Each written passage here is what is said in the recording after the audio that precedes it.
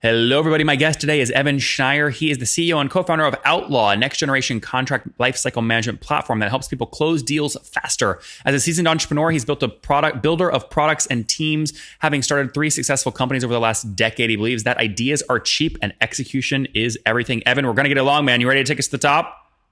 Absolutely. All right. So the website is Thanks for having me. Yeah. The website is getoutlaw.com. Tell us what the company does if I missed anything. And are you guys a pure play SaaS company?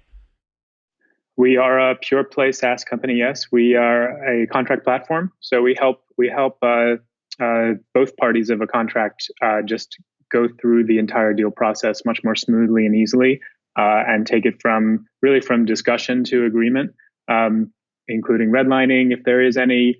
It's best for, I'd say, medium to high volume senders. So if you have even such as yourself, if you have release forms or something like that you're constantly sending out, that you just need to turn around really quickly. It's makes the process of kind of drafting, which I put in quotes because it's not really drafting. It's really a template driven, button click. You fill in a few fields, you send it out. If there's any back and forth, the platform handles all of that. And it just makes it really easy to agree, especially when usually the agreement has actually already happened in English first. And so we kind of help people get the plain English agreement into a contractual agreement really smoothly. It includes e-signing and everything, so you can really go from hey, we should do this to all right, we're in contract in seconds. Yeah, you've made signing like more conversational and less like intimidating legal. I mean, even how you've structured your website, it's very clear that you're trying to just make this more comfortable for everybody. Yeah, exactly. Very cool. Okay, help me understand pricing, right? So if I want to sign up, or the average customer, what are they going to pay you per month to use this? Yeah, we're actually in the process of you may have noticed we haven't published our pricing right now, but we're overhauling the marketing site, and that comes from a relic of we kind of started more focused on SMBs, and now we're moving much more into a mid-market space. So the standard starting point is based on $1,200 per user per year, so $100 a month per user, and we really look to work with companies who are in the 10 plus user range. So if you figure a company of maybe 100 people is likely to have around 10 to 20 people who have reason to deal with contracts. That can obviously vary depending on industry. If it's a real estate agency, then like 90% of people are dealing with contracts. But I'd say our sweet spot right now, at least, is in the call it 10 to 25 user licenses per organization, and the base price is $1,200 per license per year. Yeah. So if you have someone signing up for 10 accounts, it's going to be like $1,000 a month, right? 100 per exactly. seat. Yeah. Exactly, and I want to come back to what you just articulated. So it sounds like you're going through a pivot right now. I was just debating on Twitter with somebody about kind of pricing and moving up and down market. So I want to chat with you about that since you're actually doing it right now. Put it all on a timeline though first. When did you launch? We launched around early 2018. Okay. I started picking up a bunch of customers, mostly in the SMB space. So we got a lot of 1 to 5 person agencies and things like that who have reason to send out MSAs and SOWs and NDAs and other fun contract acronyms. And so we got those are good customers, but a lot of them, it's hard to differentiate sometimes between those kind of real, you can have a 5-person business that has been around for 15 years and is really, professional. And then you can have a 1 or 2 man shop who does not have their act together at all. And so we got a lot of, in the SMB space, we would get a lot of leads who would come in the door and say, hey, do you guys have contract? Like they would think we were a contract repository. Templates. A template library. And we kind of, I hate saying no to customers. So we like every month for a good 6 months, we're back and forth. It was like, are we gonna grow a template library and offer this? But it was just too much. There were too many businesses who just were not kind of real businesses. So how many customers have you scaled to? I can't share actual like exact traction numbers, but we're growing pretty rapidly. I can say we're not at $1 million in ARR yet. So that's kind of the goal for the next, really of the seed round that we raised in December. But it's more that we're shifting from lots of little SMBs to focusing more on mid-market. So signing up customers who are 10 seats plus. Yeah. Well, I mean, so if you said average ACV is about $1,000 a month, right? And you're not yet at, it sounds like you're close, but you're not yet at $1 million run rate. I mean, that means you have call it between like maybe 60 and 80 customers, something like that. Something around that. When do you think you'll break the 1 million mark? Do you think that's this year or is that going to be next year? Oh man, I mean, I'm a founder, so I always think that everything can happen in like 3 months. And it could. Like we have a really healthy pipeline. It's interesting in this space because we're jumping up market by leaps and bounds. I mean, when we first launched, we were selling, and also our price point has increased dramatically. We were initially charging like $20 or $30 a month. Then we discovered we could charge $100 a month for the same, even some of the same businesses, and even that we still serve SMBs, but now we're signing up SMBs that who will sign up for 3 seats for $3,000. For the year, as opposed to, a fraction of that. Wait, so what are you pivoting to? Like after you finish the website update and everything, what will your new pricing look like? What's that final jump going to look like? The pricing is going to be the same. It's more that we're dealing with dramatically larger prospects. So we've closed a bunch of mid-market customers, but we're also talking to enterprise customers who are then somewhere between 10 and 50 times the size of even of the mid-market ones. So when you ask, how long will it take to get to 1 million?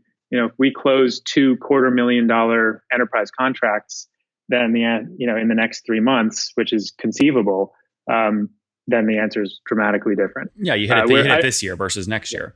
Yeah, exactly. Have you invented any other pricing axes that are priced around besides just purely number of seats? It's come up a couple of times.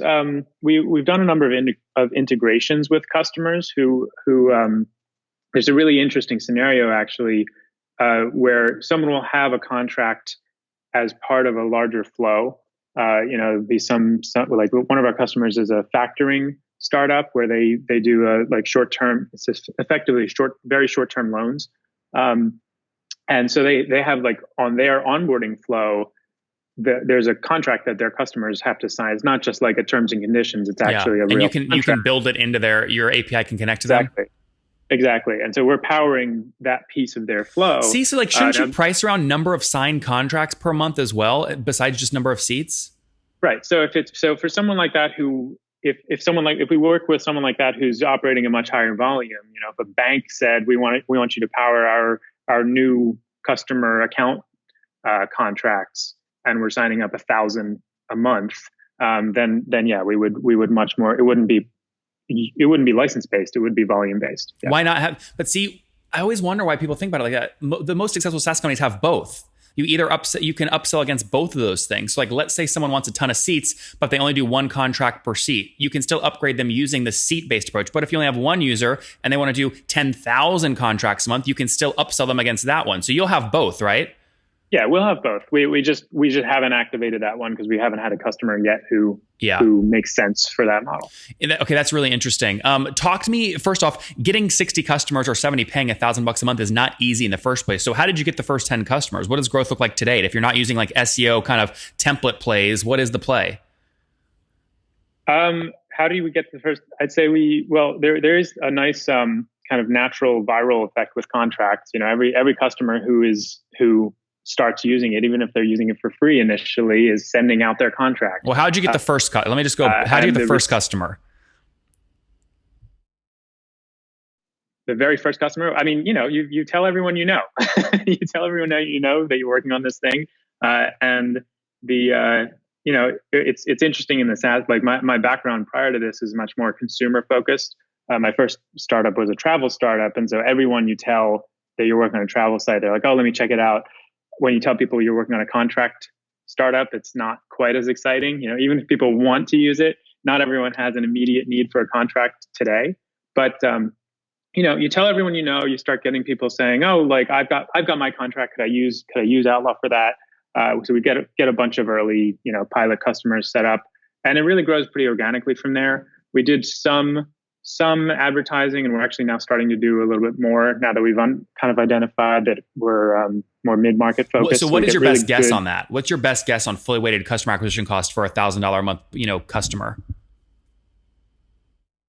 I mean, it's a small fraction of the revenue. I don't have a good guess on it right now because so much of it is still inbound at the moment, and we haven't spent anything meaningful on advertising. Well, what's your team size today? And any of them are marketing, sales, SEO? We're about 10, Okay. and we're about split about half and half between product development and marketing sales. So you could take the 5 marketing and sales salaries divided by new number of customers kind of per month and kind of back into a fully weighted CAC. And what you're saying is even that is still going to be like a fraction of first year ACV. Yeah, for sure. Yeah. Interesting. Do you have enough data yet to know, things like what churn looks like annually and what expansion looks like annually? It sounds like you have a lot of expansion. Not really. I mean, we've gotten some churn from the SMBs, but every one of those who drops, we're kind of glad when they drop because there was generally someone who wasn't really using the platform for its full capabilities anyway, and was frustrated with the price point. And then we're raising the price point, and so I'd say we haven't had any churn from kind of our real customers. Well, hold on. This is why people measure logo churn versus revenue churn. Revenue churn is a much better indicator of if you're churning the right customers. Ideally, you're churning cheap customers, right, that don't make a lot of your revenue. Exactly. So what I'm hearing you say is you do have logo churn, but your revenue churn's lower because they're cheap customers. What is revenue churn? You're talking like less than 5% a year? Yeah. I mean, again, we haven't, it's been such a leap up market that it's not that I don't have enough time data and meaningful data for that. I mean, our average customer size is 10 times what it was this time last year. So yeah, but like you can still just literally take the cohort that signed up exactly a year ago. A portion of those have become enterprise clients and you've upsold them massively. Another portion of those where SMB is paying you $10 a month and have churned. Do you know what that revenue churn percentage is annually or no? No, just something you looked at. Yeah, that's fair enough. But it sounds. Let me see if this is a true statement. Your net revenue retention is well over 100% because of all the upselling. Sure.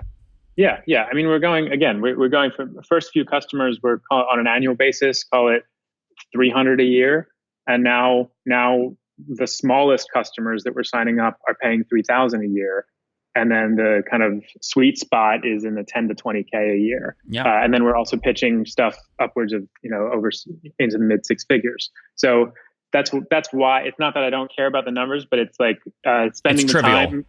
It's trivial. Yeah, it's totally trivial at this point. Talk to me right now about so if you're call it like 60-ish customers today at $1,000 a month, you're call it 60 grand a month ish today. Where were you exactly a year ago? What does growth look like so far?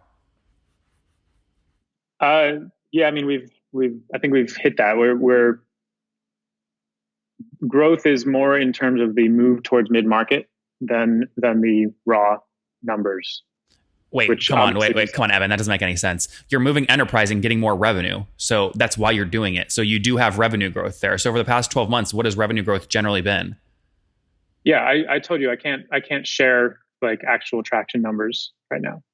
Okay, and why is that? I mean, that's a very valuable lesson. What you're doing right now is something every entrepreneur goes through, and you being transparent and open about that educates a lot of people. Why would you? I mean, can I convince you to be more open?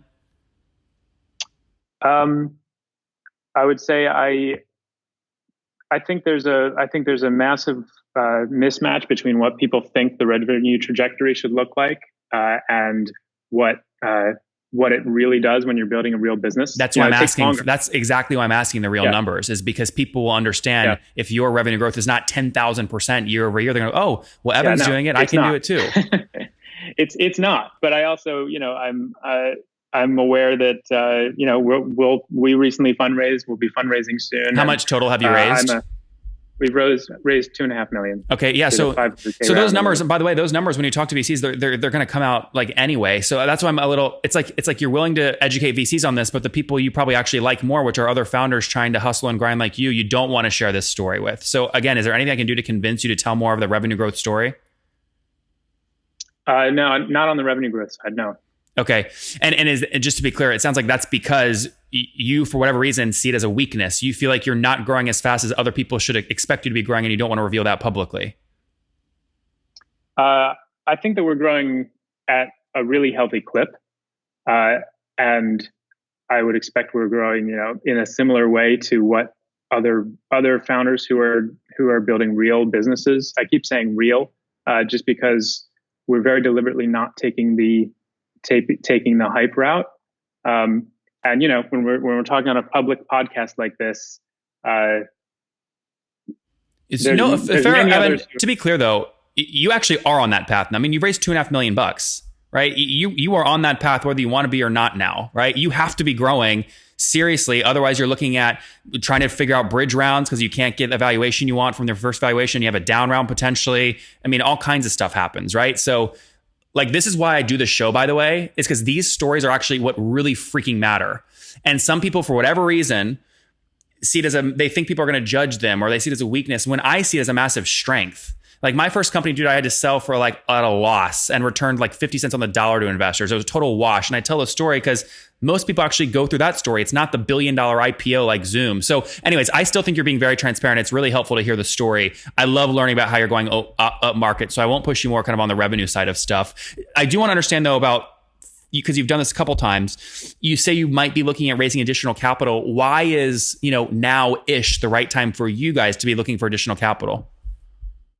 Well, we're not raising capital because we just raised $2 million in December. Okay. And but as we go up market, we've had some interesting pitches recently where we discovered there was one enterprise pitch in particular where we basically, honestly, we had no business being in the running because we're not fully enterprise ready yet. We're solidly mid market, I would say.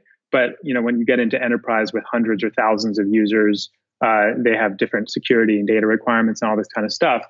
But we actually made it all the way through the final rounds out of like, I don't even know, 30 plus vendors, and we were one of the final 3. And the customer was really trying to make it work because they loved our product. They actually saw and they told us that we were doing a number of things better than anyone else in the market, and so they were trying to find a way to make it work. And the real reason that they couldn't work with us was just our sheer size and the small amount that we've raised. And so that kind of got me thinking, where I'm like, if we raise, I don't think we have the revenue numbers yet on a pure revenue growth side to raise Series A, but it's interesting that we would have won this $250,000 contract simply if we had raised $10 million on a Series A, and if we had 30 or 40 people headcount instead of the 10. Yeah, well, so what that really is, hold on, just to be clear, what you're actually saying is we could have had the security built and the products built if I had additional money to hire an additional 20 engineers to increase the velocity.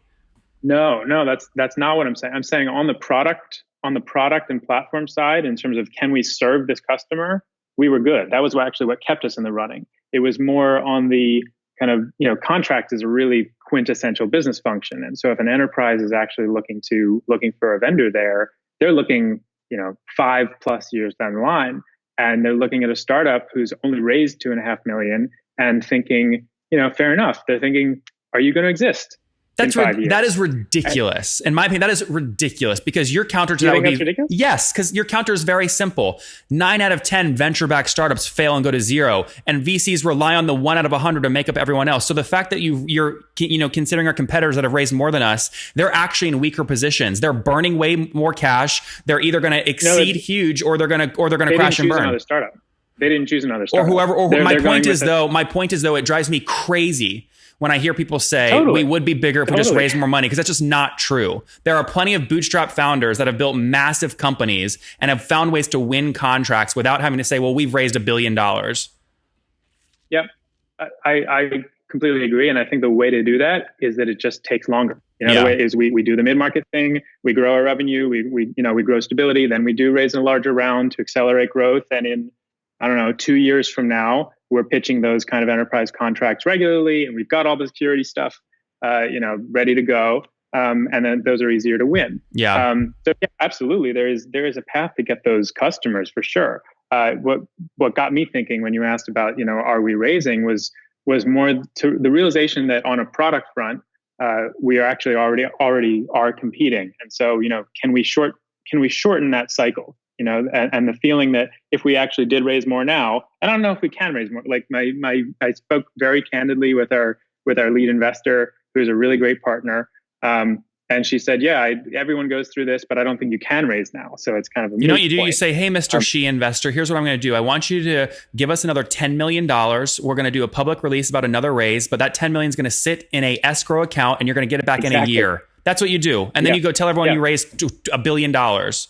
Yeah.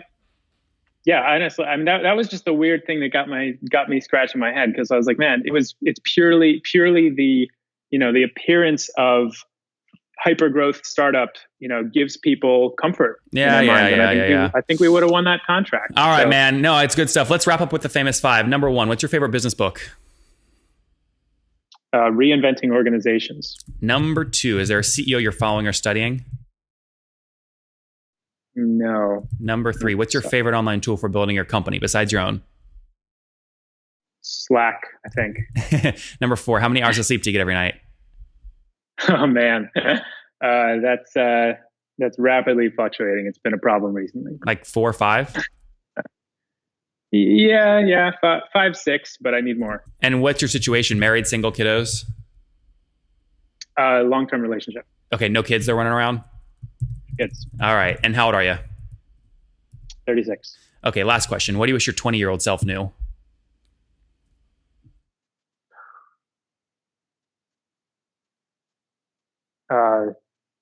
Just start now. I didn't wait as long as some people, but I could have started straight out of school and started doing startup then. Guys, start now. GetOutlaw.com, a much more effective way to get contracts signed quickly, efficiently, in a conversational tone. 60 customers right now paying, call it $1,000 a month. So call it 60-ish grand a month in revenue, flirting with and hopefully hitting that $1 million run rate here in the next, call it 6 to 12 months. They've raised $2.5 million to do it. Team of 10, scaling nicely. Net revenue retention well over 100% as they've moved up market pretty rapidly. And that's what they continue to do. Evan, we're rooting for you, man. Thanks for taking us to the top. Thank you.